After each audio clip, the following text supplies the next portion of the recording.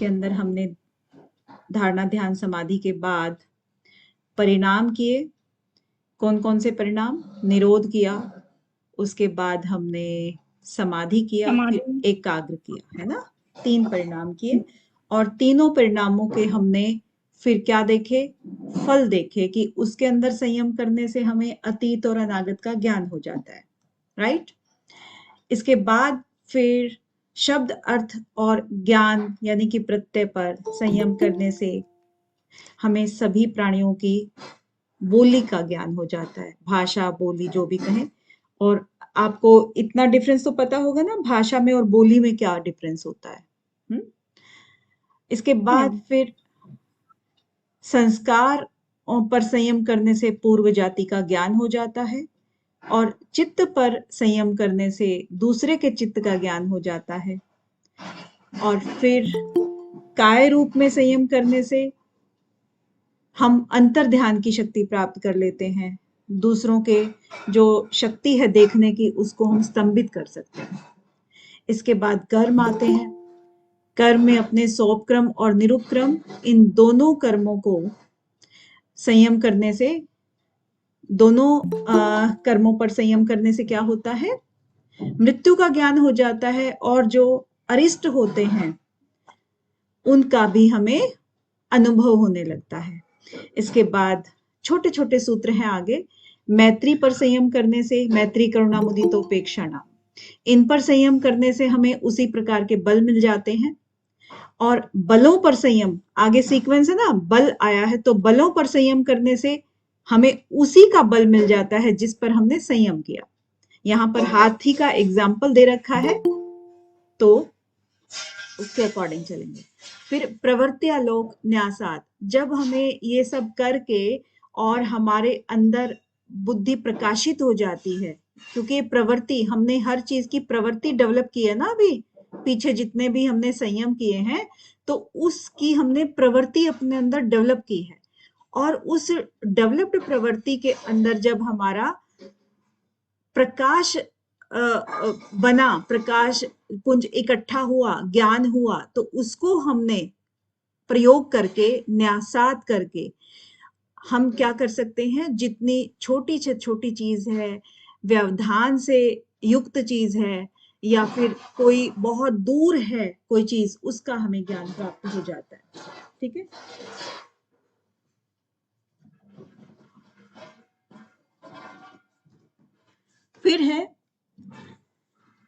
फिर आते हैं सूरज चांद सितारों पे। भुवन ज्ञानम सूर्य संयमात, सूर्य का संयम करने से भुवन का ज्ञान है। 14 भुवन जो होते हैं, 7 अपने ऊपर के और 7 नीचे के, पाताल लोक के, देवलोक और पाताल लोक।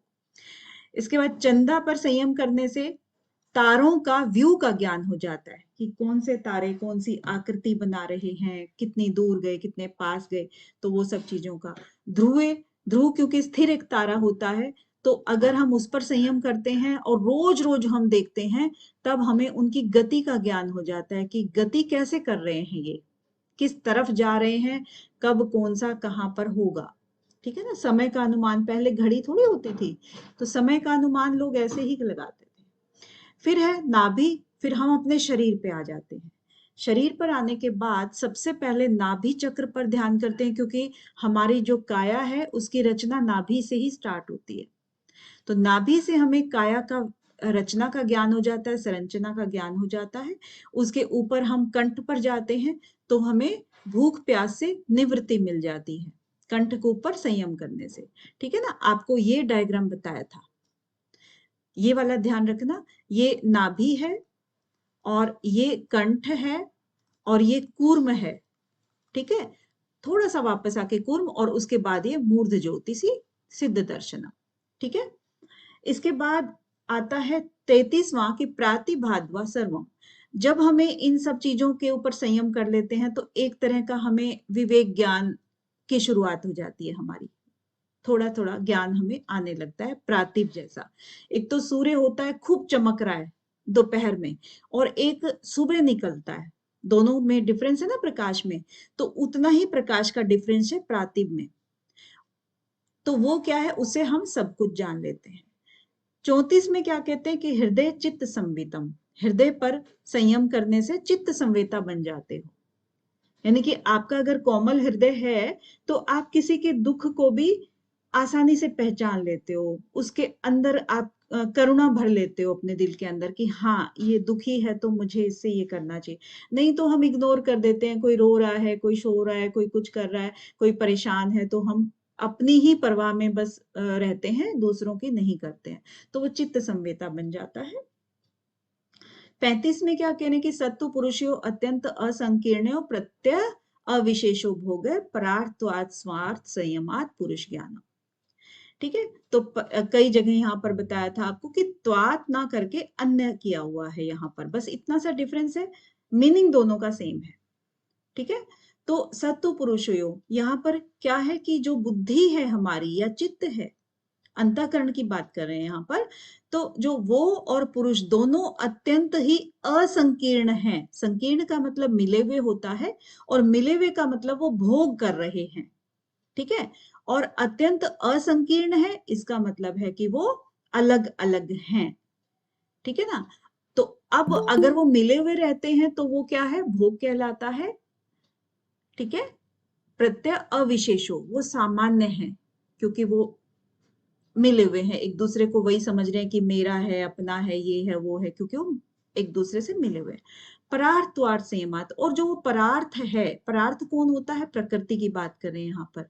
परार्थ को न कर करके स्वार्थ पर अगर हम संयम करें, परार्थ पर नहीं करेंगे, स्वार्थ, क्योंकि हम संयम करेंगे अपने ऊपर, अपनी आत्मा के ऊपर, तभी हम मोक्ष की तरफ जाएंगे ना। तो उस पर संयम करने से हमें क्या होगा, पुरुष का ज्ञान हो जाता है। फिर उससे ततः, उससे क्या होता है, प्रातिभ श्रावण वेदना आदर्श आस्वाद वार्ता जायन्ते, उससे हमें 6 प्रकार की सिद्धियां मिलती हैं। किससे, पुरुष का ज्ञान करने से, पुरुष का ज्ञान होने से 6 प्रकार की सिद्धियां मिल जाती हैं। और इसमें दोनों ही शब्द आपके आ सकते हैं, पुरुष का ज्ञान होने से कौन सी सिद्धियां, या स्वार्थ संयम से। अब यहाँ पर स्वार्थ और पुरुष एक ही बात है, आपको समझ आ गया होगा ना। देन नेक्स्ट क्या कह रहे हैं कि ते, अब किसकी बात कर रहे हैं, जिसको ये सिद्धियां मिली हैं। ठीक है, उनकी बात कर रहे हैं। अभी एक साधु है, साधु को ये सब करके 6 सिद्धियां मिल गई, आप ये समझिए। ठीक है, एक साधु है और उसको, उसके लिए ये शब्द आया है ते, उसको समाधो उपसर्गा व्युत्थान सिद्धया, अगर वो उस सिद्धियों का यूज, उनका प्रयोग किसके लिए करता है, प्रदर्शन के लिए करता है, कहीं पर अपनी योग्यता दिखाता है कि मैं ये सिद्धियां मेरे अंदर हैं, देखो मैं ये सुन के बताता हूँ, देखो मैं ये कर सकता हूँ, वो कर सकता हूँ।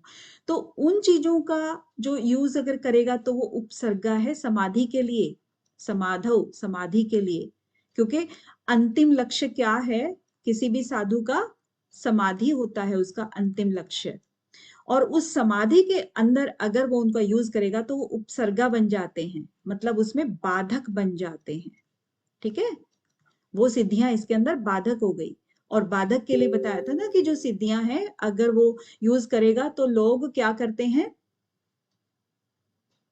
लोग उसको बुलाना शुरू कर देंगे, फिर वो जाना शुरू कर देगा, फिर उसके अंदर अहम भाव आ जाएगा, उसके अंदर एक तरह की वो क्या है कि विख्यात होने की प्रवृत्ति जो है ना वो डेवलप करने लग जाती है, कि हमें तो प्रसिद्ध होना है, या मैं इतने लोग मुझे इतना बुलाते हैं, ये करते हैं, तो एक तरह का अहम भाव आ गया है, तो फिर वो उसको अधोगति की तरफ ही लेकर जाएगा। और व्युत्थान सिद्ध है, और जो समाधि की तरफ जाएंगे उनके लिए क्या है, व्युत्थान का कारण बनता है, क्योंकि वो इसका प्रयोग कहाँ कर रहे हैं, ऊपर चढ़ने के लिए कर रहे हैं, सीढ़ी के तौर पर। ठीक है, तस्य भूमिषु विनियोग, आपने सुना होगा ना वो वाला सूत्र।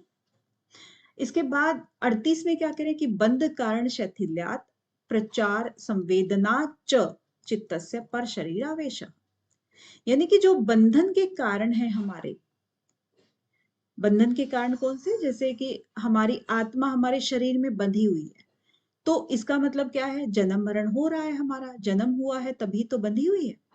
तो जन्म मरण हो रहा है, अगर हम इस कारण को शिथिल कर देते हैं या शिथिल करने का प्रयास करते हैं, हम उस रास्ते पर चलते हैं तब, और वो क्या होता है, आत्म या पुरुष का ज्ञान जब हम करेंगे तभी होगा ना, उसी का अभ्यास करेंगे तभी होगा। तो प्रचार संवेदनाच चित्तस्य, जब हम चित्त के ऊपर जो मतलब ये जो हमारा प्रचार हो रहा है, शरीर के अंदर हमारी चेतना कहाँ कहाँ पर संवेदना कर रही है, कहाँ कहाँ पर जा रही है, ठीक है, तो उससे उसका हमें ज्ञान हो जाता है। जब हम उसको बंद का कारण को शिथिल करने लगते हैं, अभ्यास करते हैं, तब हम आत्मज्ञान की तरफ जब झांकते हैं, तो जाहिर सी बात है, किसी को भी आप देखोगे तो उसकी चाल भी तो पहचान लोगे ना, कि वो कहाँ जा रहा है, क्या कर रहा है, किस तरह से बिहेव कर रहा है। तो उस तरीके से कह रहा है कि वो जहां जहां जाता है, आप उसकी संवेदना को पहचान जाते हो। फिर आपके अंदर एक शक्ति आती है पर शरीर आवेश, यानी कि आप किसी की भी काया में प्रवेश कर जाते हो, ठीक है। तो उसके बाद अपना 39 और 40वें में है कि प्राण वायु, जो हमारी वायु होती है, मुख्य वायु, वो 5 हिस्सों में बटी रहती है ना, प्राणपान समान, व्यान और उदान, ठीक है ना। तो अब इनमें सिर्फ 2 वायु के बारे में ही एग्जाम्पल के तौर पे दिया हुआ है कि उदान जया जल पंकटंक आदिसु असंग उत्क्रांतिश्च, यानी कि उदान वायु पर जय करने से, उस पर विजय प्राप्त करने से हम क्या करते हैं, जल में, पंख में और कंटक कांटों में, इन सब से असंग रहते हैं और हम ऊर्ध्व गति को प्राप्त होते हैं। अब ये सिर्फ योग सूत्र में ही नहीं आया है ऊर्ध्व गति को प्राप्त होना, दूसरे भी ग्रंथों में आया है कि उदान जय अगर हम उस पर पारंगत हासिल कर लेते हैं तो ऊर्ध्व गति की तरफ ये लेकर जाती है।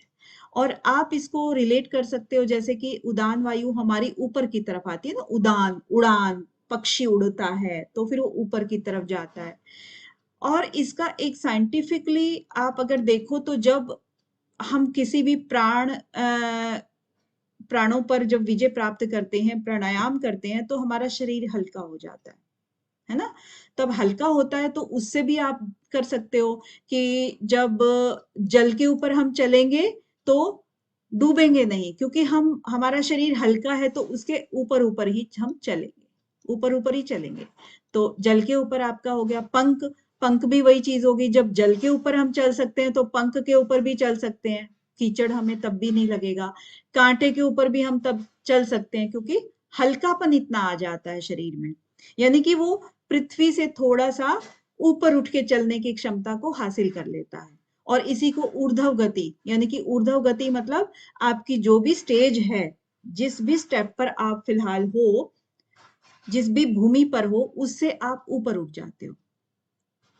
40वें में समान जया ज्वलनम, कि जो समान वायु पर अगर आप जय कर लेते हो, पारंगत हासिल हो जाती है समान जय में, संयम कर लेते हो, तो आपका शरीर जो है ना दीप्तिमान हो जाता है, दैदीप्तिमान हो जाता है, अग्नि के समान दिखने लगता है, चमकने लगता है, ठीक है। तो यहां तक अपना हुआ रिकैप। यहां तक किसी को कोई दिक्कत अभी? मैम ये 35 है सूत्र, वो उसके अंदर मैम ये बोल रहा है क्या कि पृथ्वी और पुरुष है वो अलग अलग है और इकट्ठी हो जाएंगे तब भोग है, और पुरुष आत्मा पर संयमात करना है ना मैम? आप करीब करीब सही जा रहे हो, लेकिन पृथ्वी ना बोल करके इसको प्रकृति आप बोल दो एक तो, ठीक है।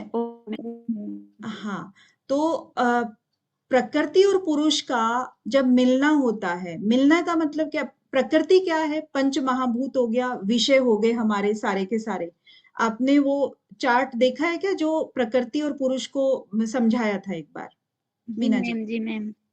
तो उसी के अनुसार जब प्रकृति होती है ना, तो उसका जो पहला विकार आता है लिंग मात्र यानी महत तत्व, उसके बाद फिर दूसरे विकार शुरू होते हैं उसमें, तन्मात्राएं हैं, फिर पंच महाभूत हैं, पंच इंद्रियां हैं, मन है, अहंकार है, इस सारी की सारी चीजें जो ना डेवलप होती जाती हैं जैसे जैसे प्रकृति में विकार बढ़ते जाते हैं, ठीक है। लेकिन जब हमें दृश्य अवस्था में होती है, तब क्या क्या होती है? 16 होती है ना विशेष, जिसको हम विशेष बोलते हैं योग जी सूत्र के मैम। अकॉर्डिंग, जिसके अंदर 5 कर्मेंद्रियां है ना, 5 ज्ञानेंद्रियां और 5 मन और ज्ञानेंद्रियां और पंचभूत हाँ, पंच महाभूत, और मन। महाभूत और मन, ठीक है ना, ये 16 हो गए टोटल। अब ये 16 क्यों विशेष होते हैं ये भी आपको पता हो, क्योंकि डायरेक्ट हम इन चीजों से विषयों का ग्रहण करते हैं और उसी को भोग बोलते हैं, ठीक है। तो ये प्रकृति जो है, पुरुष, और भोग कौन करता है? जो हमारे शरीर के अंदर जो बैठा हुआ है आत्मा, पुरुष, वो भोग करता है। नहीं तो जिसकी आत्मा निकल जाती है किसी शरीर से, क्या वो शरीर भोग कर सकता है? No ma'am. नहीं ना। तो जब वो भोग नहीं कर सकता तो हम क्या कहेंगे कि जो पुरुष और प्रकृति दोनों मिल गए हैं, असंकीर्ण होते हैं, तब तो वो क्या करते हैं? अलग अलग हैं। उनकी तो बात ही छोड़ दो, फिर तो प्रकृति और पुरुष अलग अलग हैं। जब संकीर्ण हो जाते हैं यानी मिल जाते हैं, तब वो भोग कहलाता है, ठीक है। और पुरुष ज्ञान कब होता है? जब वो हम समझ लेते हैं कि ये अत्यंत अलग अलग हैं, पुरुष अलग है, प्रकृति अलग है, ठीक है ना। जब हम स्वार्थ पर संयम करते हैं, स्वार्थ मतलब पुरुष के ज्ञान पर, पुरुष पर, जी मैम। ठीक है। Thank you ma'am. चलिए अब आगे हम देख रहे हैं 41 वाला सूत्र। श्रोत आकाशयो संबंध संयमात दिव्य श्रोत्रम। अब यहां पर आपने देखा होगा कि 6 सिद्धियां मिली थी हमें, प्रातिभ, श्रावण, वेदना, आदर्श, आस्वाद, वार्ता, जयंती। रमन जी, इन सिद्धियों को जरा सीक्वेंस में बताना है।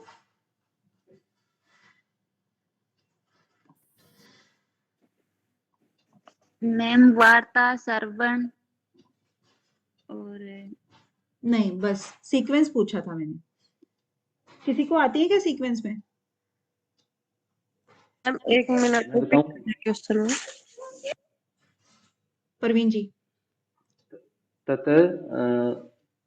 ततः प्रातिभ, श्रावण, वेदना, आदर्श, आस्वाद और वार्ता, हाँ जयंती। हाँ, ये तो कंप्लीट सूत्र हुआ। और अगर हम सिर्फ बात करें कि सिद्धियां कौन कौन सी हैं, तो ततः और जायंते छोड़ दो। ततः का मतलब तो पहले सूत्र से रिलेटेड है, और जायंते मतलब ये मिलती हैं, उसको प्रकट होती हैं, ठीक है। तो प्रातिभ, श्रावण, वेदना, आदर्श, आस्वाद, वार्ता, ये 6 सिद्धियां हैं जो कि सीक्वेंस आपका अक्सर पूछा जाता है। और ये जो क्वेश्चन आता है ना, देखिए पहले और दूसरे पाद से जितने भी क्वेश्चन बनेंगे वो सब हम सोचते हैं कि वो इजी हैं, लेकिन तीसरे पाद में भी कुछ कुछ इजी रहते हैं, जितनी ये रट लेते हैं ना सब बच्चे कि इस पे संयम करने से ये होता है, ये होता है। लेकिन इस सूत्र से जो क्वेश्चन बनता है वो थोड़ा सा टफ कैटेगरी में आ जाता है, क्योंकि आमतौर पे इन 6 सिद्धियों की तरफ ध्यान कम जाता है बच्चों का, तो वो थोड़ा सा टफ लेवल में आ सकता है आपका। इसमें एआर के भी क्वेश्चन आपका बन सकता है, और मिलान के लिए भी बन सकता है, सीक्वेंस के लिए भी बनाना बन सकता है, कई तरीके से बन सकता है। इसीलिए इस सूत्र के ऊपर स्पेशली आप थोड़ा सा टाइम देके इसको याद करना। चलिए, तो मेरा वो सूत्र याद दिलाने का पर्पस ये था कि इसमें जो 6 सिद्धियां थी, प्रातिभ, श्रावण, अब यहाँ श्रावण की ही बात कर लेते हैं। श्रावण, अब 41 वाले में आप क्या कह रहे हो कि श्रोत आकाशयो संबंध संयमात दिव्य श्रोत्रम।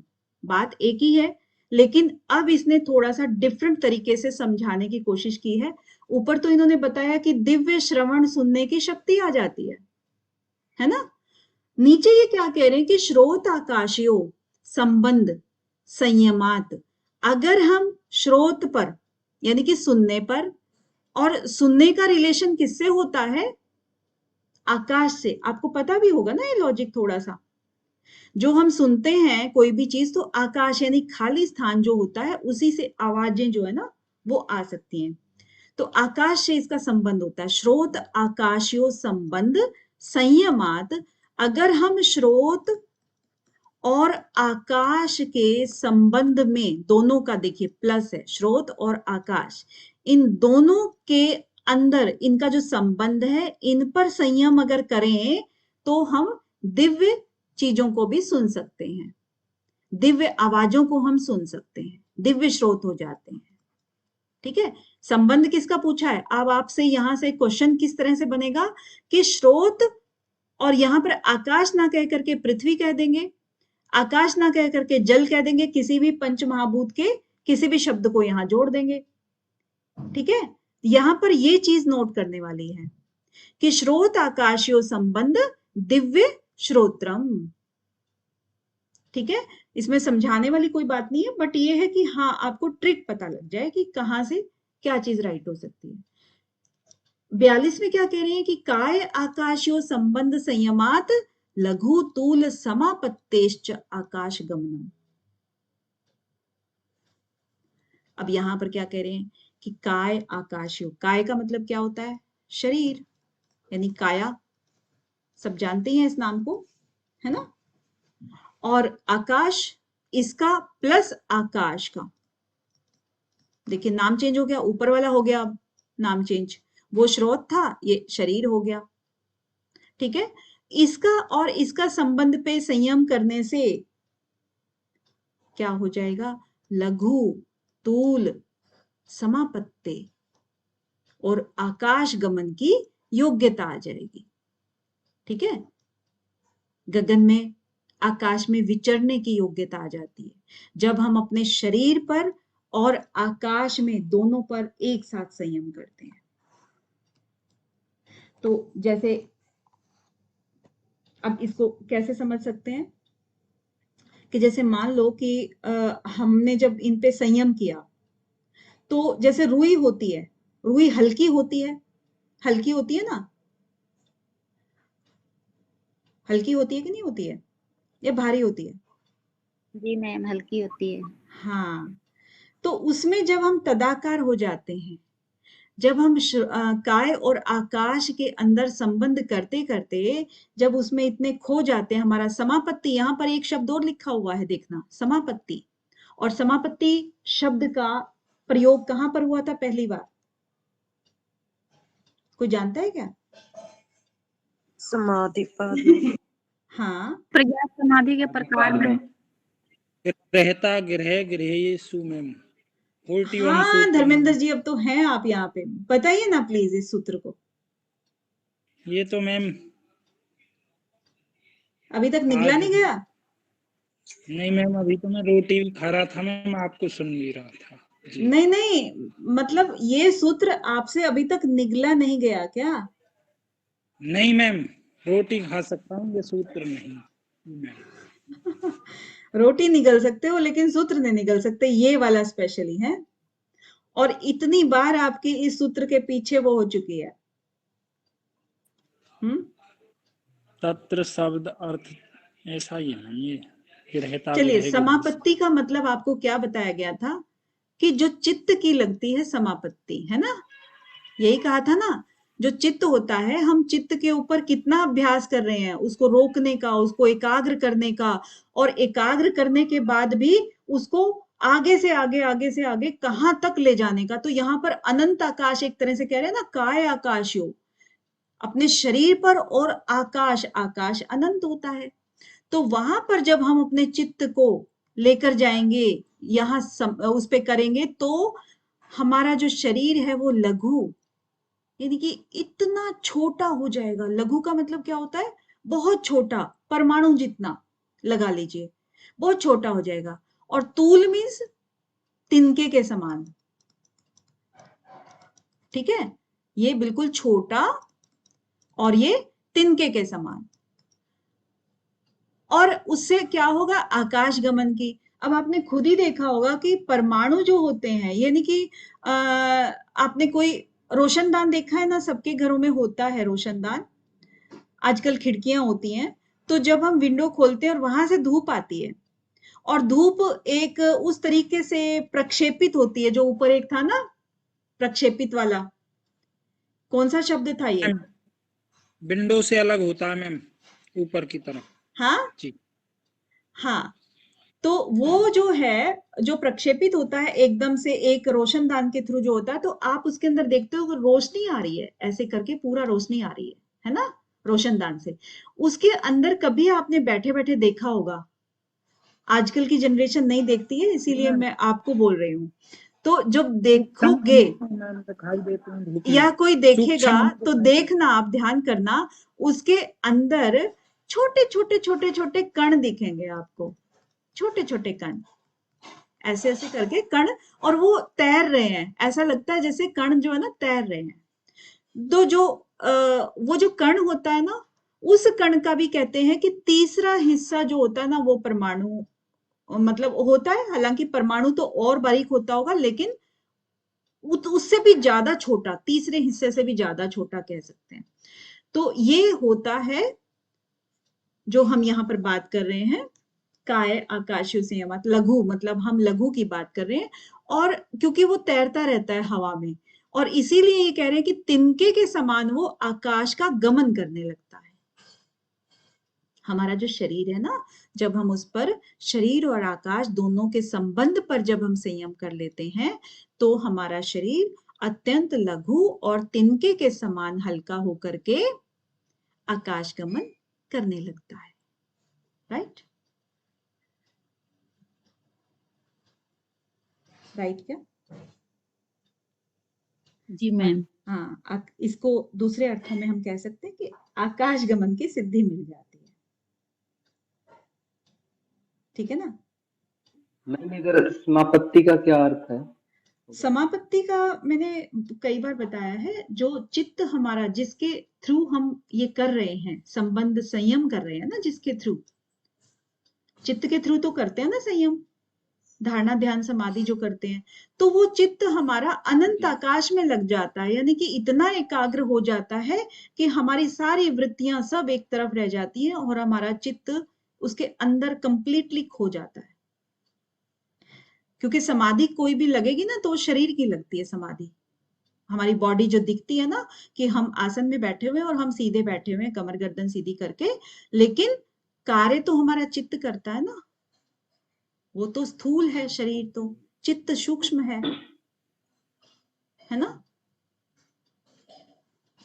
तो प्रैक्टिकल जो करता है वो चित्त करता है।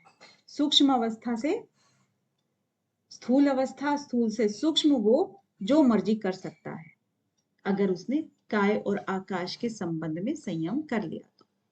राइट? तो अब आता है 43 बहिर अकल्पिता।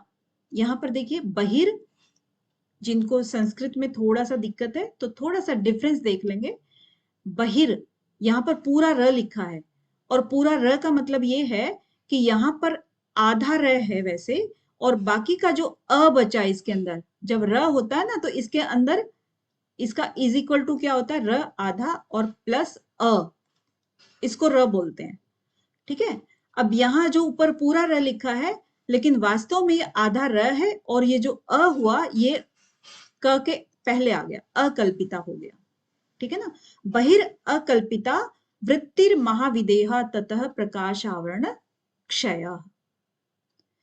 अब यहां पर ये क्या कहना चाह रहे हैं कि जैसे बहिर मतलब, जो एक बार देख लेते हैं कि कल्पना, बहिर्कल्पना, कल्पिता क्या होता है, कल्पिता वृत्ति, यानी कि जब हम अपने चित्त को शरीर के बाहर रख के कल्पना करते हैं, बहिर्कल्पिता। एक बार ये अ नहीं लगा रही हूं मैं, ठीक है, अ को हम बाद में लगाएंगे।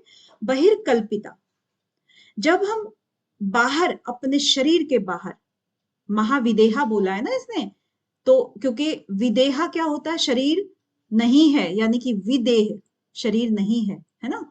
तो शरीर के बाहर जब आप किसी भी चित्त को लगाते हो, कल्पना करते हो, शरीर के बाहर रख के कल्पना करते हैं या भावना करते हैं या चित्त को स्थिर करने का प्रयास करते हैं, तो हमारा चित्त हमारे शरीर के बाहर है और हम वहां पर उसे स्थिर करने का प्रयास कर रहे हैं, तो वो क्या हो गई, वो क्या हो गई, कल्पिता वृत्ति। ठीक है? क्योंकि हमने कल्पना की है शरीर के बाहर कहीं भी चित्त को स्थिर करने की। ठीक है? उसको कहते हैं कल्पना, कल्पिता वृत्ति। ठीक है? ठीक है ना? यहां तक तो। उसके बाद है कि जब हम बाहर हो गया, कल्पिता वृत्ति होगी। अब विदेह की स्थिति में हम हैं, क्योंकि हमने अपने चित्त को शरीर के बाहर ठहरा रखा है, ठीक है। और अब हमें क्या है, देह की स्मृति तो है, वो क्या होगी, विस्मृति हो जाएगी। यानी कि हमारा चित्त तो हमारे उसमें है ही नहीं, शरीर में, हमने बाहर उसको टिका रखा है। तो फिर वो शरीर को हम एक बार भूल जाएंगे, क्योंकि हमारा मन वहां पर दूसरी जगह लगा हुआ है, और केवल उसकी थोड़ी बहुत स्मृति रहेगी, बाकी और कुछ भी नहीं। कई बार होता है ना, जब हम ध्यान में बैठे रहते हैं तो हमें पता ही नहीं रहता है कि हमें कितनी देर हो गई है, यानी कि शरीर को भूल जाते हैं, चित्त के पीछे पीछे ही चलने लगते हैं।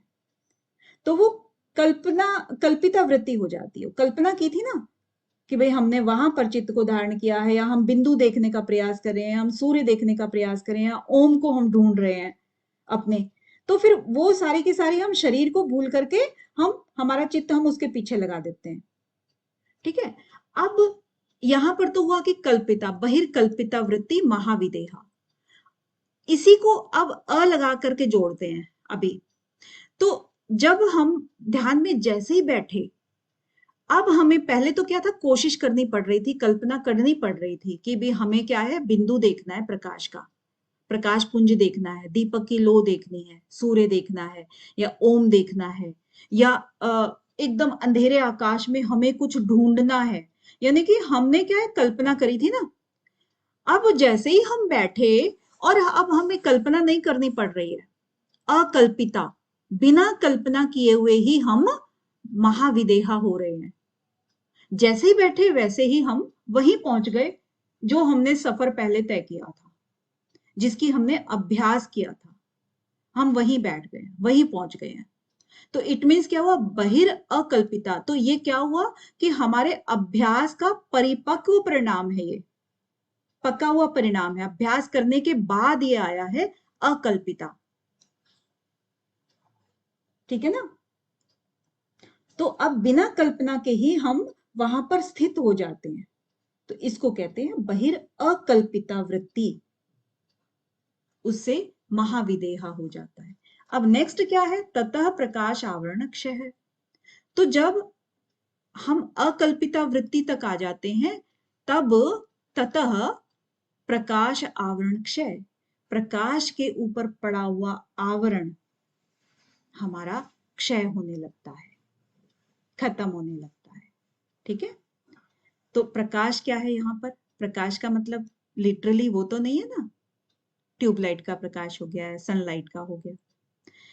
प्रकाश का मतलब यहाँ पर विवेक, जो हमारा अंदर की जो ज्ञान है, विवेक ज्ञान है, उसका प्रकाश जो ढका हुआ था अज्ञान से, अविद्या से, उसका आवरण, उसके ऊपर पड़ा हुआ पर्दा, वो क्षय होने लगता है, फटने लगता है, खत्म होने लगता है, ठीक है।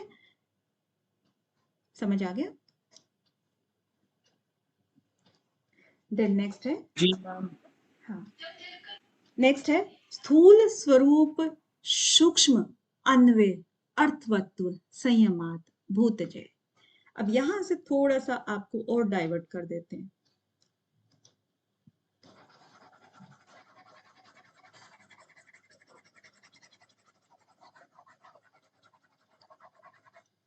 क्या कह रहे हैं कि जो स्थूल सूक्ष्म अन्वय अर्थवत्व संयमात भूतजय, पांचों जो भूत है, यहाँ पर हम पंचभूत की बात करेंगे, ठीक है। थोड़ा सा रिलेट करने हैं ना, क्योंकि सूत्र हमें याद भी करने हैं, इसीलिए एक कीवर्ड बता देते हैं कि उस कीवर्ड को आप ध्यान रखा करना। भूत जय की बात करेंगे क्योंकि हमें अब पंच महाभूतों को विजय करना है, जीतना है उनको। अब पंचभूत क्या है, पंचभूत है स्थूल, किस किस रूप में रहते हैं उसकी बात करेंगे। स्थूल स्वरूप सूक्ष्म अन्वय अर्थवत्व संयमात, इनके ऊपर संयम करेंगे तो हमें भूत जय की प्राप्ति हो जाती है, यानी कि सभी भूतों पर विजय प्राप्त कर लेते हैं। तो अब एक एक शब्द करके देख लेते हैं कि स्थूल क्या होता है। यानी कि जो जड़ तत्व है उनपे हम संयम करेंगे तो पंचभूतों पर विजय प्राप्त हो जाएगी। जड़ तत्व ही तो हैं ये सारे के सारे जो हमें दिखाई दे रहे हैं, अग्नि पानी आयु आकाश, ये सब। तो भूत का मतलब क्या हुआ, भूत का मतलब अपना होता है, भूतकाल से भी रिलेटेड होता है, प्राणी से भी रिलेटेड होता है, पंच तत्वों से भी रिलेटेड होता है। अगर हम भूत की बात करें तो भूतजय, है ना। तो यहां पर हम किसकी बात कर रहे हैं? पंच तत्वों की बात कर रहे हैं। पंच तत्वों पर हमें विजय मिल जाती है। तो जब हम इस पर संयम करेंगे तो इन पंच तत्वों में, यानी कि मिट्टी है, पानी है, अग्नि, वायु, आकाश, इन सब के ऊपर हम संयम जब करेंगे तो इनसे हमें कोई हानि नहीं होगी। और वो जो चीजें हैं 5 जो इनकी दश कहेंगे, मतलब जो इनकी स्थितियां हैं वो स्थूल स्वरूप और सूक्ष्म, स्थूल स्वरूप और सूक्ष्म, इन 3 रूपों में मिलती हैं। कैसे मिलती हैं? 3 और आगे भी हैं। स्थूल का मतलब क्या हुआ? जो हमें कहेंगे कि मिट्टी है, पानी है, वायु है, अग्नि, आकाश, इनको हम अगर देखते हैं, अनुभव करते हैं, फील करते हैं, तो इनको क्या कहेंगे? स्थूल रूप में है। ठीक है ना। और इन्हीं का, क्योंकि हम सिर्फ पंच महाभूतों की बात कर रहे हैं, पंचभूतों की बात कर रहे हैं, तो स्वरूप क्या होता है इनका? स्थूल तो हो गया कि जो चीज हमें जैसी है वैसी दिखाई दे रही है। पानी है, वो पानी दिखाई दे रहा है, हम उसको मिट्टी नहीं कह सकते। ठीक है, हम उसको आकाश नहीं कह सकते, हम उसको अग्नि नहीं कह सकते। तो जो जिसका वो चीज है वो दिखाई दे रही है। और स्वरूप क्या है? कि उसका खुद का रूप क्या है। यानी कि जो मिट्टी का ठोसपन होता है वो मिट्टी का स्वरूप है। पानी की जो आर्द्रता है, गीलापन है, वो उसका स्वरूप है। अग्नि का जो उष्णता है वो उसका स्वरूप हो गया। वायु का जो भारीपन है या उड़ाने का जो उसका है वो उसका स्वरूप हो गया। और आकाश का शून्यता हो गया। ठीक है ना। इन 5 का अलग अलग हो जाता है। और नेक्स्ट शब्द आता है सूक्ष्म। सूक्ष्म क्या होता है? आपको मालूम है कि जो पंचभूत होते हैं उनकी पंच तन्मात्राएं होती हैं, है ना। तो वो उसका सूक्ष्म रूप हो जाता है, क्योंकि वो दिखाई नहीं देता है। सूक्ष्म रूप हो गया ना, जैसे पृथ्वी का गंध है, इसी टाइप से। फिर आता है, मैम हाँ जी, यहाँ पर मैम जो हमारे पंच महाभूत हैं उनका क्रम नहीं है ना मैम, सूक्ष्म से स्थूल या स्थूल से सूक्ष्म की तरफ क्रम के अकॉर्डिंग फीचर्स नहीं बता रखे ना मैम।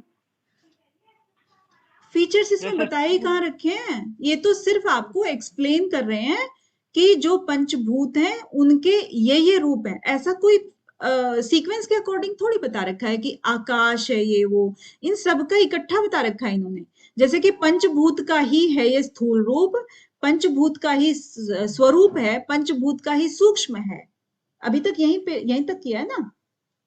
मैं तो ये समझ रहा था मैम स्थूल पृथ्वी का है, स्वरूप अग्नि से दिखती है, सूक्ष्म नहीं वायु नहीं नहीं, रहती फिर आप गलत समझ रहे थे। है।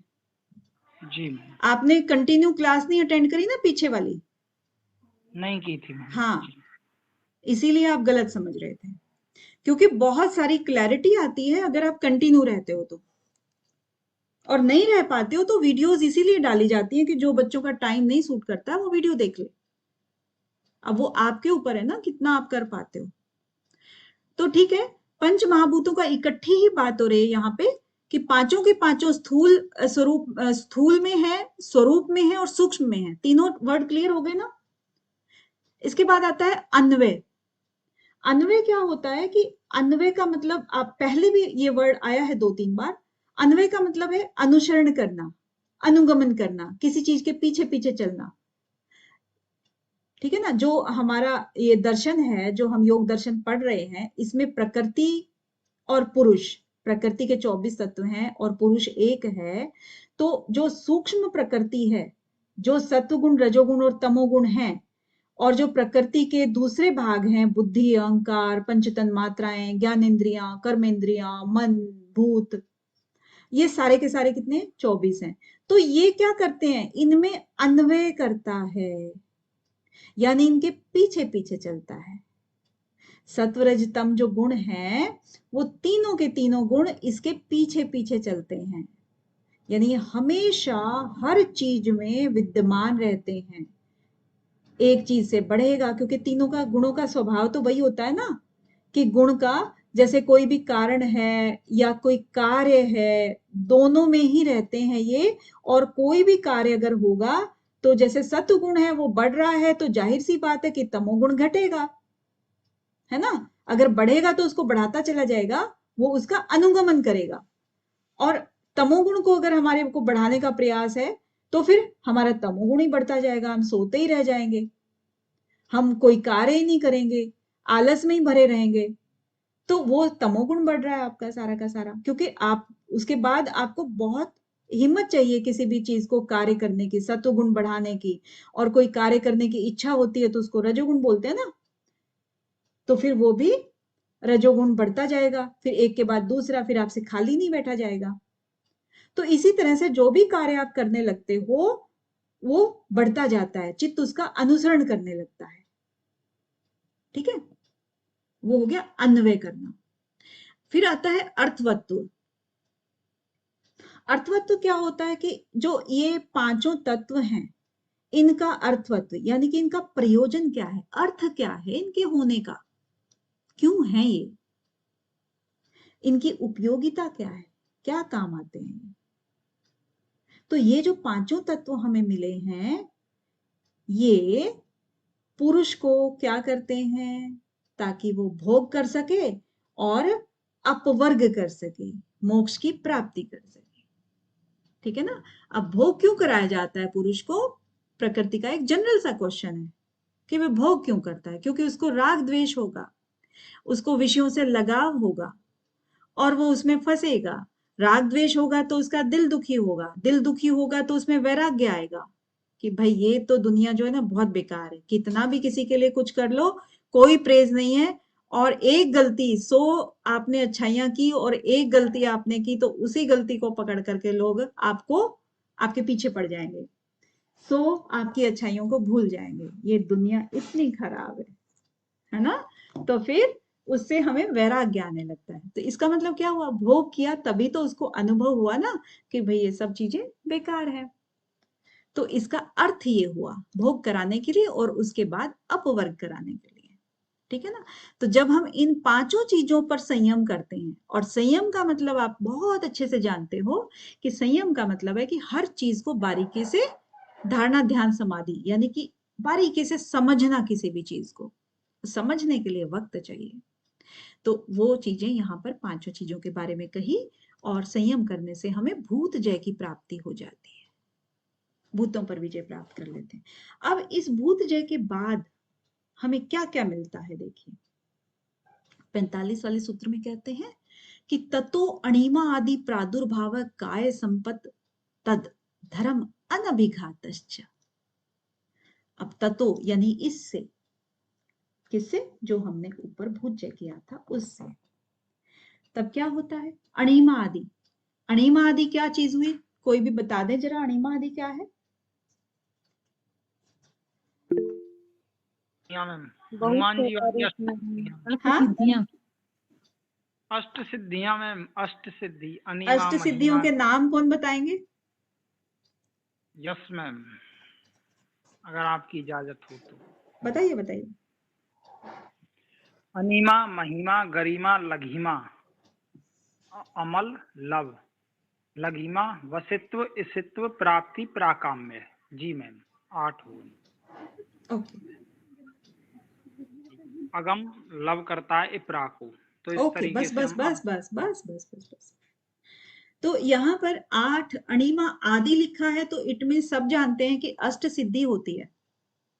ठीक है, तो अष्ट सिद्धियां अणिमा आदि सिद्धियां मिल जाती हैं किसके करने से, जो हमें भूत जय के लिए, जो हमने स्थूल स्वरूप, सूक्ष्म और अन्वय और अर्थवत्व, इन सब चीजों के मायने हमने अच्छे से जान लिए थे, इनकी बारीकियां जान ली थी, उन पर संयम कर लिया था, तब हमें ये सब चीजें मिल जाती हैं। जाहिर सी बात है कि जब आप पंचभूतों पर संयम करोगे और उनके बारे में बहुत अच्छे से जान जाओगे तो एक तो आपको मिल गई अणिमा आदि सिद्धि। ठीक है, अणिमा की सिद्धियां मिल गई। और दूसरी 8 प्रकार की सिद्धियां होती हैं ये। उसके बाद दूसरा हमें काय संपत्त मिल गया। ठीक है, काय संपत्त हो गया।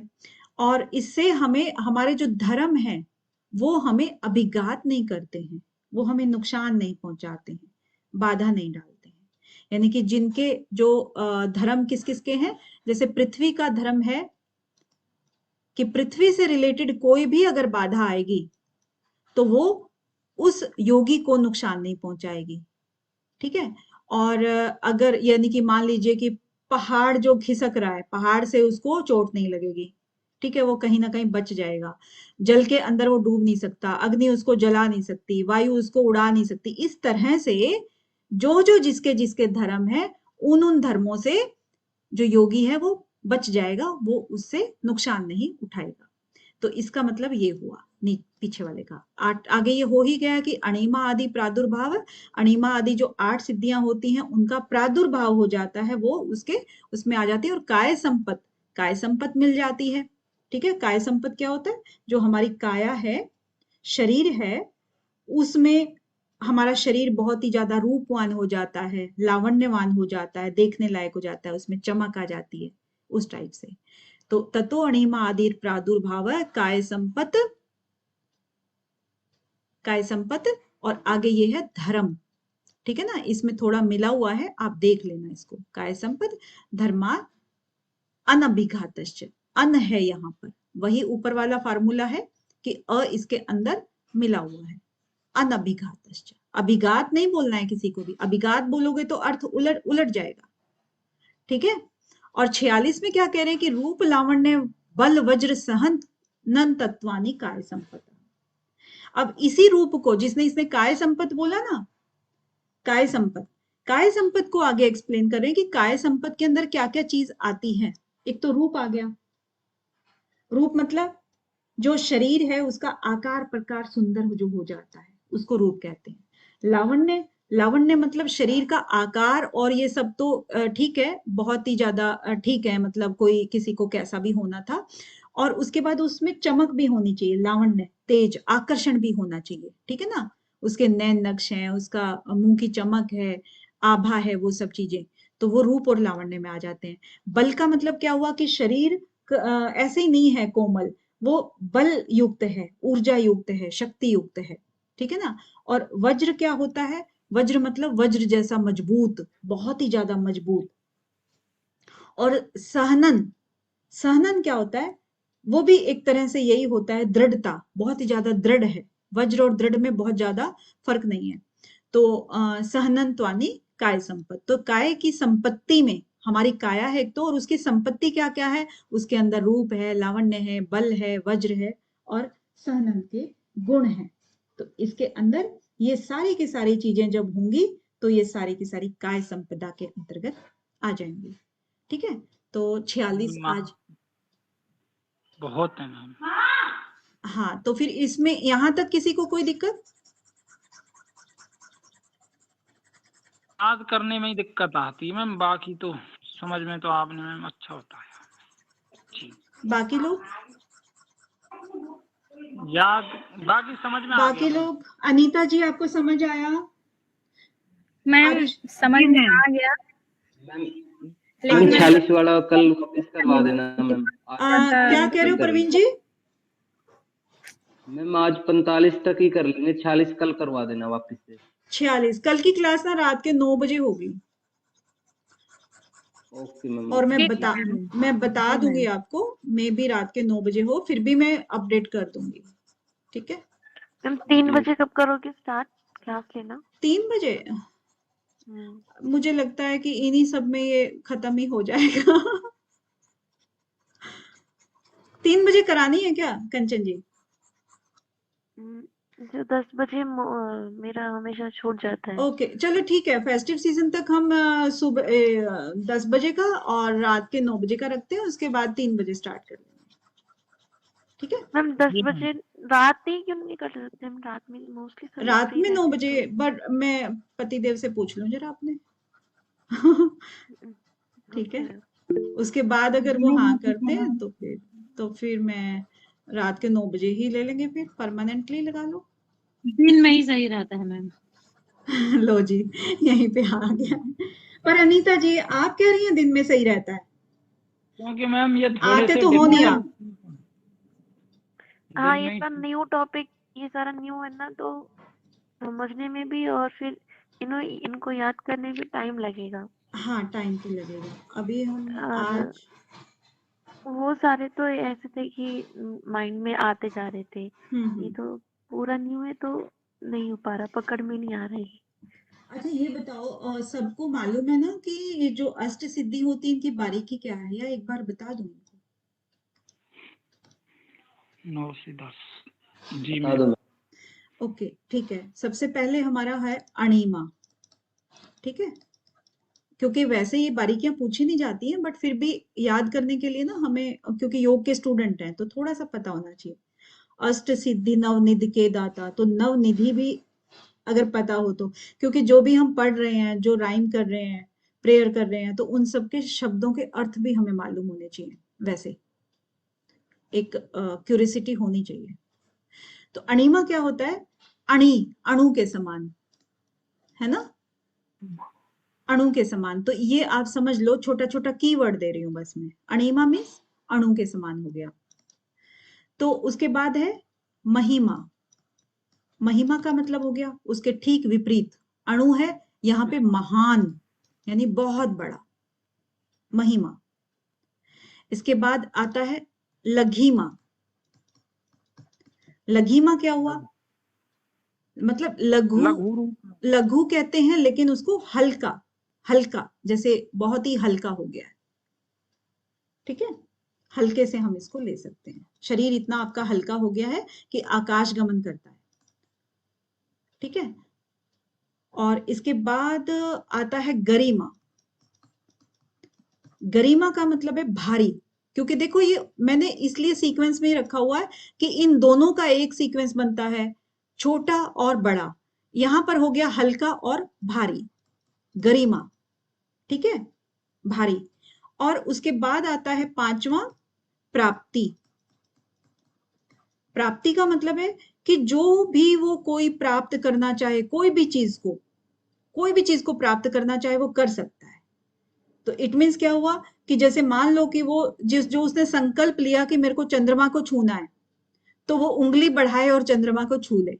यानी कि जिस चीज को भी वो प्राप्त करना चाहे, चाहे वो इम्पॉसिबल चीज है, तो वो प्राप्त करने में सफल हो, ठीक है, वो प्राप्ति हो गया। अब है प्राकाम्य। अब यहां पर क्या है कि जो इच्छा पूर्ति जो उसकी हो रही है वो बिना किसी रुकावट के हो जाए। ऊपर वाले में भी लगभग यही था, लेकिन वो संकल्प मात्र से था कि भाई चलो उसने संकल्प किया और वो छू सकता है, लेकिन हालांकि दोनों में ज्यादा डिफरेंस नहीं है। ये तो प्राप्ति हो गया कि कोई भी चीज उसको मिल जाती है, और प्राकाम्य मतलब उसने जो कामना करी उसकी पूर्ति हो जाती है। इसने बिना कामना के ही कोई भी चीज को पकड़ा, छू लिया, ये कर लिया, वो कर लिया, यहाँ पर कामना पूर्ति हो जाती है उसकी। सातवें में क्या है? वशीतव, मतलब सभी भूतों पर वो जब विजय प्राप्त कर लेता है तो सब चीजें उसके वश में आ जाती हैं, ठीक है। आठवां क्या है? ईशितव। देखिए ईशितव ना लास्ट में रखा जाता है, क्योंकि ये सारी की सारी चीजें जो हैं वो उस पे शासन करने की शक्ति। ईशी का मतलब क्या होता है? मतलब ईश्वर, जो कि दूसरों पर शासन करता है ना, दूसरों सबसे ऊपर होता है वो, एकदम सबसे ऊपर नहीं। ईश्वर का मतलब यहाँ पर एकदम वैसा नहीं है कि पूरी जो एक शक्ति है उससे भी ऊपर है। ईश्वर का मतलब इसके पास शक्तियां हैं। तो भूत और भौतिक पदार्थों को जो उत्पन्न करते हैं ना, उन पर, क्योंकि हम भूतों की बात कर रहे हैं यहाँ पर, उन पर सब पे ही शासन करने की शक्ति आ जाती है। शासन करने की शक्ति हो गई इसके पास, उसको ईशितव कहते हैं। तो वशितव, हालांकि हर चीज में इनके गुण विद्यमान है ही। लास्ट में ये जो कह रहे हैं सबके अंदर है कि भी अणु भी हो सकता है, महान भी हो सकता है, लघु भी हो सकता है, भारी भी हो सकता है, कोई चीज को भी प्राप्त कर सकता है, कोई चीज की कामना भी कर सकता है, हर चीज को वश में कर सकता है। सारे के सारे गुण ही तो है ये।